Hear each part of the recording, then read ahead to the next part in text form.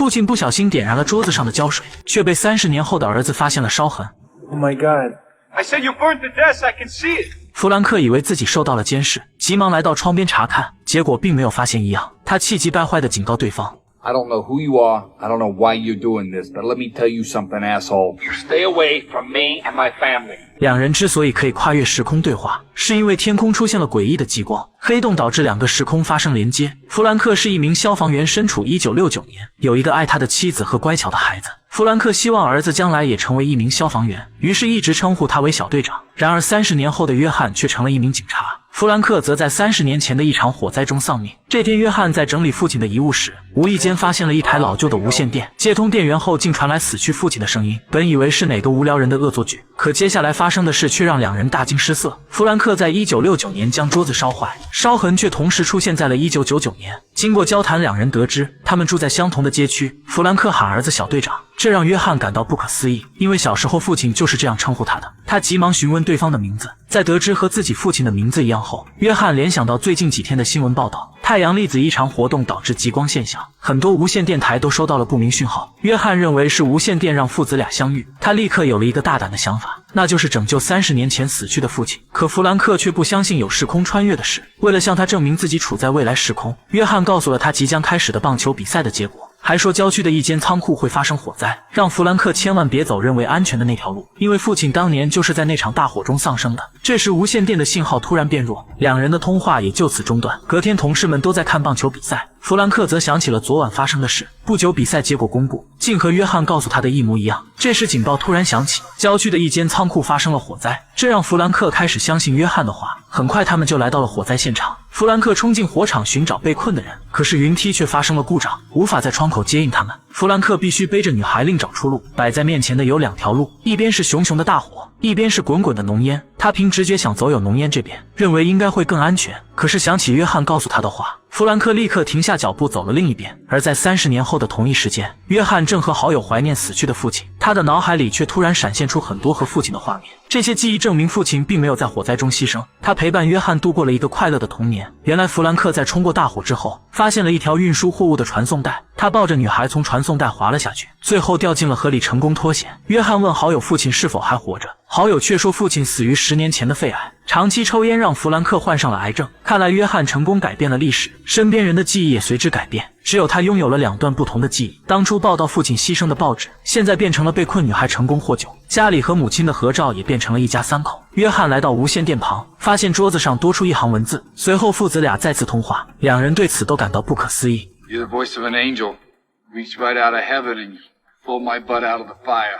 You okay, Chief? Yeah, I'm fine. I mean, I got all these new memories, but it's... 他们兴奋地聊起了天，从彼此的工作到共同喜爱的棒球，从汽车到未来的智能科技生活。约翰告诉父亲棒球队接下来的比赛结果，还叮嘱他以后不要抽烟，否则会在20年后患上肺癌去世。 I love you, son. I love you too, Dad. 弗兰克来医院看望加班的妻子，妻子发现同事给病人用错了药，他急忙上前进行阻止，成功救了病人一命。晚上约翰做了一个噩梦，他梦见母亲去世的画面。约翰急忙给母亲打去电话，可电话那头却是一家快餐店，一种不祥的预感立刻袭上心头。约翰来找女友询问情况，可女友现在却不认识他，无奈他只好离开。上班时，领导把一份资料交给约翰，这是由他一直负责的案子，曾经只有3名受害者的连环杀人案，如今受害者却增加到了10名。更让他意想不到的是，他的母亲竟也在其中，全家福变成了他和父亲2个人。约翰决定利用无线电去联系父亲，看能否挽回母亲的生命。他把母亲遇害的事情告诉了父亲，希望父亲帮忙找到连环杀人案的凶手。 Dad, we did something. Something to make it worse. I don't understand. He didn't just kill 3 women anymore. He's killed 10. 约翰询问父亲昨晚都做了什么。弗兰克回忆，他像往常一样，先是回到家哄儿子睡觉，然后就去医院看望了在加班的妻子。约翰听后恍然大悟，原来昨天弗兰克本应在火灾中丧生，而母亲也会第一时间赶回来处理父亲的后事，所以他不应该出现在医院里。约翰推断肯定是医院发生了什么事，这才间接导致了母亲遇害。他把接下来要发生的命案告诉父亲，让他去暗中保护受害者，顺便揪出连环杀人案的凶手。弗兰克根据约翰提供的线索来到酒吧，遇见了即将被杀害的护士凯莉，他们一起聊天直到深夜，让一旁的凶手没有接近凯莉的机会。另一边，约翰发现凯莉的资料消失了，这说明弗兰克成功阻止了凶案的发生。他把这件事告诉了弗兰克，并把下一个案发的时间和地点告诉他。这时，母亲带着小时候的约翰和发小走来，弗兰克让妻子跟约翰对话，和年轻时的母亲通话，让约翰感到很奇妙。小时候的自己还和他互道晚安。Good night, John. Good night there, Chief.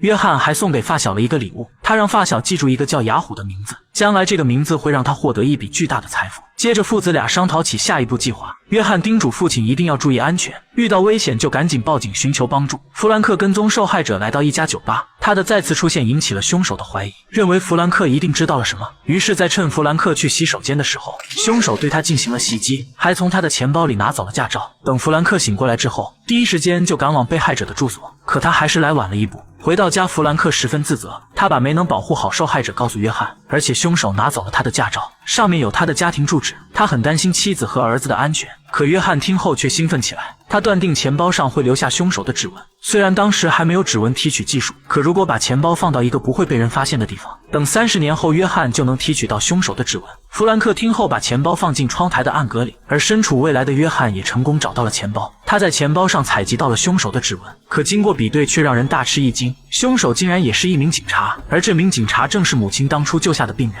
本该在30年前意外死去的杰克，却因历史的改变活了下来。约翰立刻找到杰克家里，而这里他之前就来过。当时约翰是来调查连环杀人案的，那时候杰克已经去世，只有他的父母生活在这里。可如今杰克却还活着，而且已经退休，是一名私家侦探。杰克的父亲告诉约翰，他的妻子也是连环杀人案的受害者。约翰决定找到杰克当面对质，他把杰克母亲被害的照片扔到对方面前。其实当年杰克已经被警方怀疑，为了帮自己摆脱嫌疑，杰克不惜将自己的母亲杀害。毕竟谁也不会想到凶手会杀了自己的母亲。听了约翰的推论，杰克并没有说话，他知道警方现在还没有确凿的证据。约翰急忙把真相告诉了父亲，并让他赶快去警局报案，阻止更多连环杀人案的发生，这样母亲也会安然无恙。然而还没等弗兰克行动，警察却突然找上了门。原来凶手将他的驾照放在了凶案现场，现在弗兰克成了连环杀人案的嫌疑人。他想把这件事告诉约翰，可警察却认为他在和同伙报信。推搡中，无线电台不小心摔到地上，约翰这边也失去了父亲的信号。弗兰克被带到了警局，约翰这边关于父亲救人的报纸也变成了连环杀人案凶手的报道。杰克凭借警察的身份找到弗兰克，他问弗兰克是怎么知道自己是凶手的，说着就举起了手中的枪。这时审讯室的门被打开，警长把杰克叫了出去。弗兰克明白自己可能凶多吉少，于是他决定自救。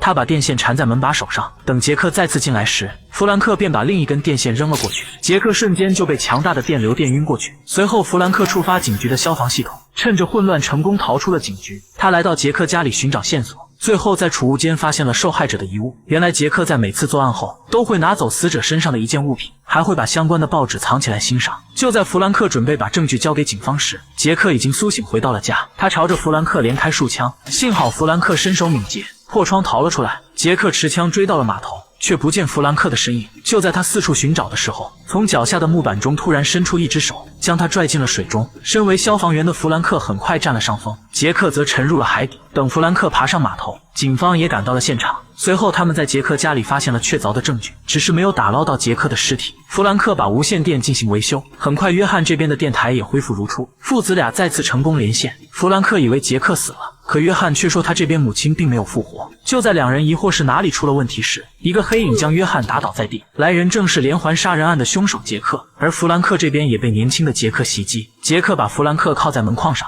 然后便上楼决定杀害约翰的母亲。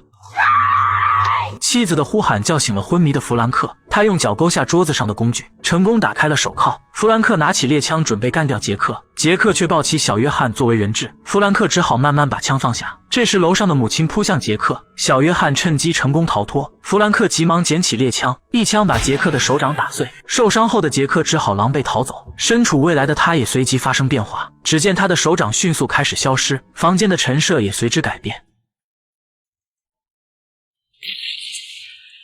随着一声枪响，年迈的杰克应声倒地。约翰终于见到了老去的弗兰克，父子俩紧紧抱在了一起。弗兰克听约翰的话，戒掉了烟，一直默默守护着家人，等待这一天的到来。I'm still here, Chief. 而约翰也收获了自己的幸福，拥有爱他的妻子和可爱的儿子。shine there. Pouring its light out across the water for this sinking soul to see that someone out there still believes on a prayer in a song. I hear your voice and it keeps me hanging on. Raining down against the wind. I'm reaching out till we reach the surface end. And you come back to me again.